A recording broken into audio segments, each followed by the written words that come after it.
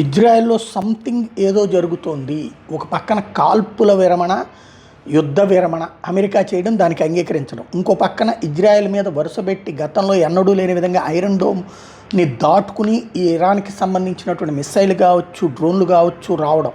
వీటన్నిటి మధ్యన ఒక విచిత్రమైనటువంటి పరిస్థితి. అనేక మంది, వందలాది మంది ఒలిగార్స్‌తో పాటుగా పొలిటీషియన్లు పరుగులు పెడతారు రోడ్ల మీద తిరిగినటువంటిది సంచలనం సృష్టిస్తుంది. ఇదేదో కాల్పుల కారణంగా జరిగింది కాదు. అంటే ఒక తీవ్ర నిరసన ఏమన్నా వ్యక్తమవుతుందా?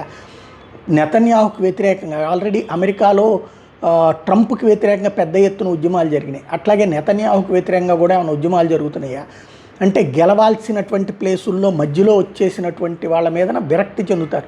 వీరులైనటువంటి ఇజ్రాయెల్ పౌరులు అంగీకరించరు. అక్కడ కూడా కొంతమంది నిరసన వ్యక్తం చేసేవాళ్ళు ఉంటారు ఇజ్రాయెల్ ఆందోళన చేయడానికి. బట్ ఓవరాల్గా పబ్లిక్ అయితే కనుక దాన్ని అంగీకరించేటటువంటి పరిస్థితి తక్కువగా ఉంటుంది.